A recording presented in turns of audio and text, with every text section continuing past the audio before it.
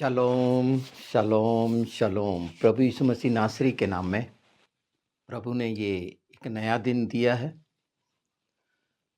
उसका धन्यवाद करते हुए यीशु के नाम में परमेश्वर की महिमा का कारण हो हम सब के द्वारा वचन की वो सच्चाई जो आज हमें जान लेना ज़रूरी है पवित्र आत्मा के द्वारा, और हम धीरे धीरे जान भी रहे हैं। तो जाने के पहले मैं चाहता हूँ अनंत जीवन सत्य प्रकाश चैनल को सब्सक्राइब करें, पसंद आता है तो लाइक करें, शेयर ज़रूर करें। और ये शुरुआत में आज मैं इसलिए कह रहा हूँ कि 17 तारीख को आपको जो वीडियो मिलने वाला है वो एक अद्भुत वीडियो है, जिसे ज़रूर देखिएगा। सुबह 8 बजे वो टेलीकास्ट होगा, जिसमें आशीषों का वो हिस्सा, रहस्यमय हिस्सा मैंने सामने रखा है कि ऐसा कहें तो ज़्यादा अच्छा होगा, जब जागो तब सवेरा। तो विचार हैं मनुष्य के और बहुत सारी बातें हैं, इसमें हम बात भी करते जाएंगे और धीरे धीरे जो आवश्यक है आने वाले समय के लिए, जिसमें पवित्र आत्मा चाहता है कि आगे निकले और वो अनंत जीवन सत्य प्रकाश के जो सब्सक्राइबर हैं, सुनने वाले हैं, दर्शक हैं, मैं चाहता हूं पवित्र आत्मा उनकी अगुवाई करे कि परमेश्वर के राज्य के लिए, उसकी महिमा के लिए, इन सच्चाइयों के साथ हम सब साथ होकर स्वर्गीय आशीष का कारण बने और सारी सृष्टि पर परमेश्वर की सामर्थ, पवित्र आत्मा के कामों को प्रकट करने में योगदान दें। तो जानिए 50वां द्वार क्या है। 50वां द्वार किसको बोलते हैं? 50वां द्वार यहूदी क्यों नहीं इसको व्यक्त कर पाए? 49 द्वार का जो उल्लेख है तोरा मैग्नम में, तोरा जो हम जानते हैं 5 किताबें जिसमें उल्लेख है, इसे अगर हम कबाला और यहूदियों के हिसाब से जाने तो मेमोरिम इसकी वॉल्यूम 3 है और पृष्ठ उसका पेज नंबर 72 है। मामरिन मेलुकाट, नोट कर लीजिए, मामरिन मेलुकाट। तो जो ये रहस्य में 50वां द्वार के बारे में नहीं बताया गया, नहीं बता पाए, 49 द्वार का जो है आपको डिस्क्रिप्शन में मिल जाएगा। यही द्वार ऊपर की ओर ले जाते हैं और यही द्वार जो बताए गए हैं वो नीचे की ओर ले जाते हैं, दिव्य ज्ञान। और जिसमें 50वां को समझना बहुत ज़रूरी है, जिसे हम मसीही लोग पेंटिकोस्ट के नाम से जानते हैं। वो पवित्र आत्मा का ज्ञान, दिव्य ज्ञान।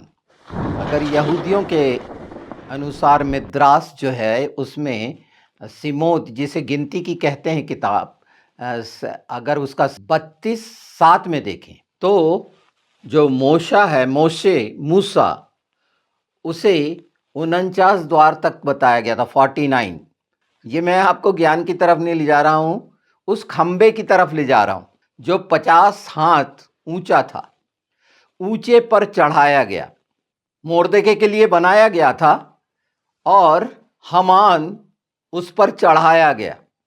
मूसा ने भी एक खंबा खड़ा किया और उस पर पीतल का सांप लटका दिया कि जो कोई उसको देखे वो मृत्यु से बच जाएगा, जो उसकी ओर देखेगा।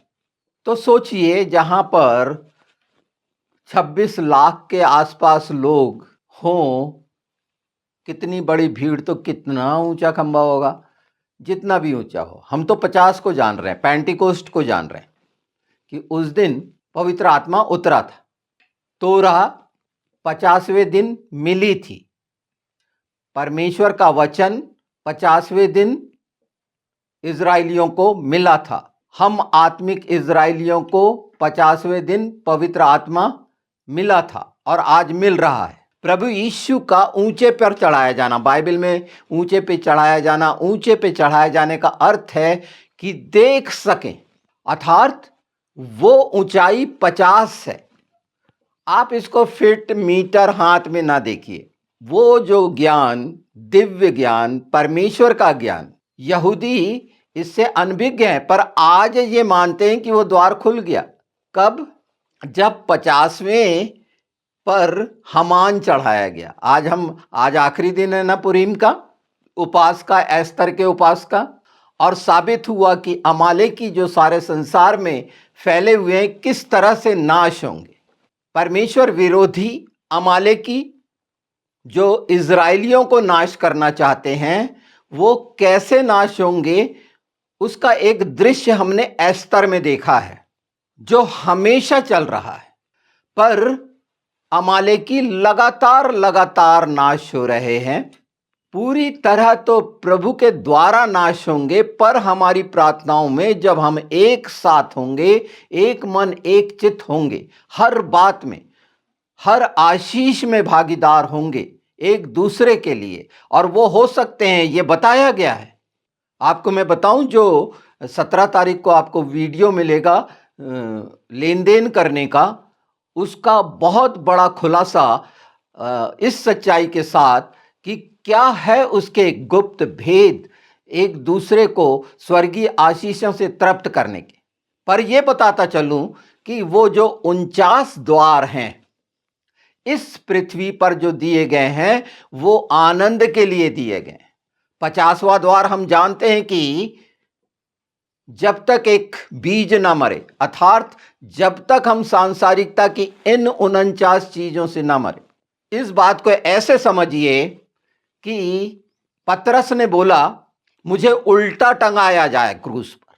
क्यों? और यही बात समझ में आ जाना चाहिए कि वो 50वां द्वार यीशु है, अर्थात जो हमको मृत्यु के पार ले जाता है, स्वर्गीय स्थानों में ले जाता है।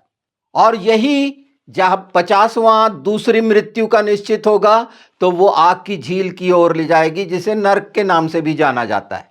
ये द्वार जो है ना, आत्मिक ज्ञान, आत्मिक उत्थान, दिव्य ज्ञान की ओर प्रेरित करते हैं। उसकी समझ खुली थी, पवित्र आत्मा समझने के लिए प्रभु यीशु जो हमारा द्वार है, जिसे 50वां द्वार कह सकते हैं, बिल्कुल कहना भी चाहिए, क्योंकि 50 वर्ष एक जुबली कहलाती है, उम्र कहलाती है। मनुष्य की उम्र कितनी होगी, वो 50 से विभाजित किया गया या 50 से जोड़ा गया, जिसे हम जुबली कहते हैं, और 120 जुबली निर्धारित की गई। तो यह आत्मिक उत्थान, आत्मिक ज्ञान कैसे गुप्त रहस्य में यहूदियों के लिए छिपे हुए थे, इसलिए कबाला रहस्य ज्ञान उनके साथ आया। हम में तो ये सारे पर्दे, ये सारे द्वार खुल गए, और कहा गया अब हमको कहीं नीचे उतरने की जरूरत नहीं है, कहीं ऊपर चढ़ने की जरूरत नहीं है, यीशु के साथ होने की जरूरत है। हो सकता है ये बात गहरी लगे। फिर एक बार मैं कहता हूं कि जब आप इसे सुनते हैं, अनंत जीवन सत्य प्रकाश चैनल को सब्सक्राइब करें और इन चीज़ों को लाइक करें, और एक दूसरे को प्रोत्साहित करें। जो लाइक करते हैं, कमेंट करते हैं, एक दूसरे से बातचीत करें। मैंने देखा कि एक दूसरे के लिए जो जितने सब्सक्राइबर हैं उनके कितने कम कमेंट्स रहते हैं या सुन लेते हैं। अपने कमेंट्स जरूर लिखें उसमें, और जो सुनने वाले दर्शक हैं, सब्सक्राइबर हैं, उसमें अपनी सहमति असहमति दिखाएं, अपने विचार, अपना आत्मिक ज्ञान, आत्मिक उत्थान दिखाएं। और अगर कोई ऐसी बात आती है जो कम ज़्यादा हो रही है, तो उसका समाधान आप लोग आपस में एक दूसरे के लिए करें, हम सब मिलकर करें और उसे शेयर करें।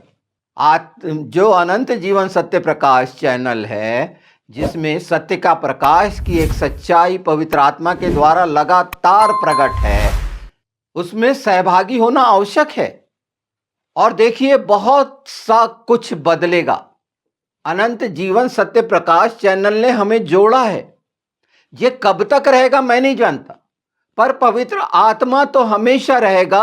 और ये समझ जो मिली है, क्योंकि इस चैनल को कई बार बैन करने की कोशिश की गई है, क्योंकि वो सच्चाइयां हजम नहीं होती। तो इसका मतलब मैं दुर्भावनापूर्ण किसी के विरोध में हूं? बिल्कुल भी नहीं।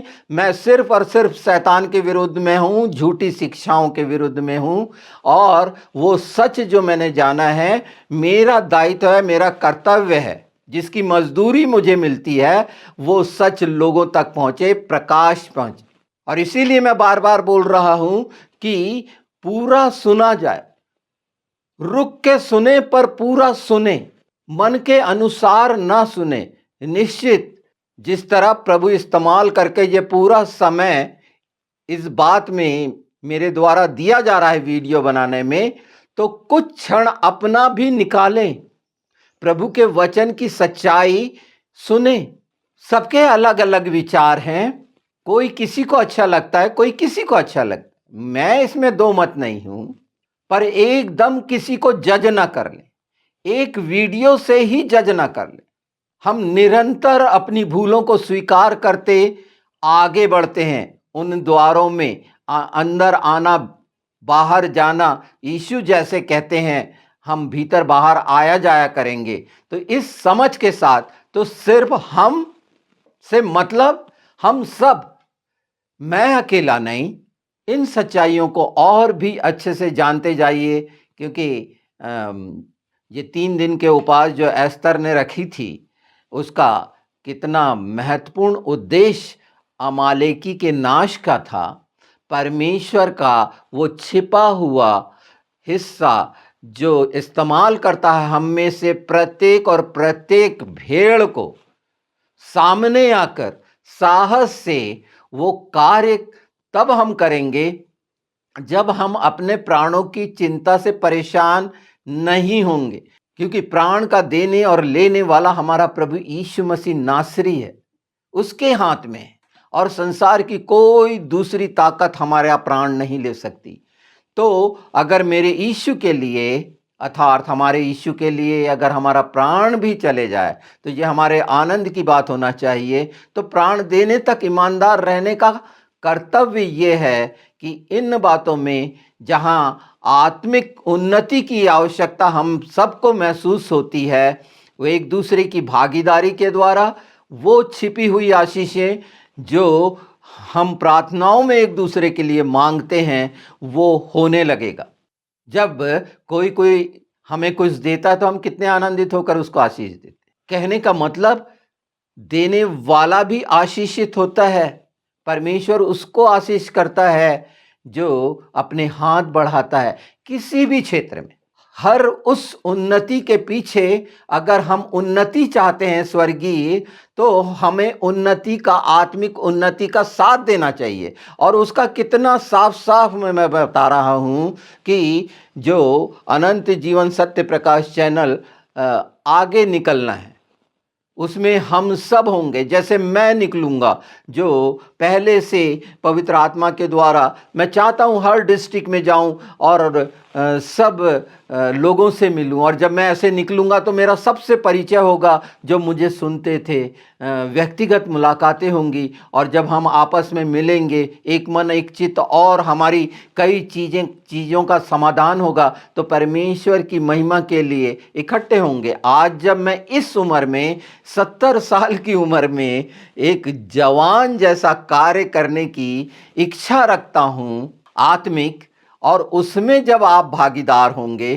तो निश्चित हम सबकी आत्मिक उन्नति इस बात पर निर्भर है कि परमेश्वर की महिमा हम किस रीति से कर रहे हैं, किस सच्चाई से कर रहे हैं आत्मा की। तो ये आवश्यक था कि कुछ हिस्से मैं रखूं आपके सामने, जो मैं पहले कहता नहीं था। पर अब अनंत जीवन सत्य प्रकाश के लिए आपके खुद के कर्तव्य और दायित्व हैं। अगर आपने अभी तक इसे सुना है, सब्सक्राइब किया है, तो निश्चित कई बार बहुत जल्दी जल्दी वीडियो आते हैं, आराम से सुनिए, कोई नहीं। पर ये ध्यान रखिए, जो पूरा पूरा सुनिए, कोई ज़्यादा समय का नहीं है, मैं कम करूँगा समय। अ, मैं चाहता हूँ 10 ही मिनट का हो जाए, 10 बातें हो जाएँ। हाँ, कुछ डिस्क्रिप्शन में मैं इसका जैसे 49 द्वार का है, उसको मैं लगा दूँगा और उस पे भई हम बात करेंगे और द्वार को बहुत अच्छी तरह से जानेंगे क्योंकि ये द्वार का समय है। जो हमने 5784 से द्वार और खिड़की अनुग्रह को जाना है, तो इस समय मुझे आवश्यक लगा कि ये जो पवित्र आत्मा की अद्भुत इच्छा आपके सामने रख रहा हूँ और इसके बाद मैं चाहूँगा कि अपने आप को ना रोकें। कमेंट्स में जो भी भला-बुरा आपको कहना है, क्योंकि मैं तो गलती स्वीकार करने वाला, भूल स्वीकार करने वाला इंसान हूँ, क्योंकि मैंने आप सबसे ज़्यादा गलती की है और महापापी रहा हूँ। तो मुझे संकोच नहीं होता कि परमेश्वर के सामने मैं सच्चा रहूँ। तो मैं वो उदाहरण भी बनना चाहता हूँ आपके सामने कि निसंकोच होकर ये सारी चीज़ें खुली किताब की तरह मैं आपके सामने रहूँ और हर शब्द पूरी ईमानदारी और सच्चाई का हो। परमेश्वर ने इतने कार्य कराए हैं कि वेबसाइट पे मेरे वो कागज़ आपको मिलेंगे जो पता नहीं कितना, कितना, कितना शुरू से ये 40 साल 40-50 साल में कितना लिखा होगा। पवित्र आत्मा के द्वारा हर दिन की डायरी मेंटेन मतलब ये मैं वो कार्य नहीं बता रहा पर अगर मैं उसको देखूँगा जो कई बार मौका नहीं होता है पर मैं जब देखता हूँ तो आनंदित होता हूँ और उसमें भी नया प्रकाशन मुझे मिलता है। तो निरंतर पवित्र आत्मा हमको अग्रसर करते हैं आत्मिक उत्थान के लिए। यही तो दिव्य ज्ञान है, जिसे हम सब पाना चाहते हैं और ये अंतिम समय में ये आवश्यक था। इसीलिए यीशु के नाम में अपनी चिंताएं प्रभु यीशु को सौंपें। तमाम भार जो आप सौंप भी रहे हैं और ये तमाम भार हम आपस में जानते हुए और प्रभु को सौंपें, एक दूसरे की चिंता करें, एक दूसरे के बारे में जाने समझें। तमाम दृष्टिकोण हमारा सकारात्मक हो पवित्र आत्मा के द्वारा। बहुत सी बातें इससे जुड़ी हुई हैं और पवित्र आत्मा आपको इस संबंध में और प्रकाशन देंगे कि और नम्रता और सरलता से आप वो कार्य करें जिसके लिए पवित्र आत्मा आपको प्रेरित करे और भरपूर आशीष पाएं स्वर्गीय स्थानों से। स्वर्गीय आशीष पाना, लेना देना, ये धीरे-धीरे पवित्र आत्मा हो सकता है कि आपको ये समझ मिली हो। मुझे आज मिल रही है ये समझिए, तो मैं ये बता रहा हूँ। हाँ, निश्चित मैं कामना हमेशा आशीषों की कराऊँ कि परमेश्वर ने वो सामर्थ के बड़े-बड़े काम के शुरुआत के द्वारा मुझे इस्तेमाल किया। ये प्रगट है, ये जानते हैं, पर मुझसे भी भूल हुई है। और वो इसीलिए हुई कि सच्चाई से मैं आपके सामने रख सकूं कि वो भूल आप ना करें और पूरी-पूरी आशीषों के भागीदार हों यीशु के नाम में।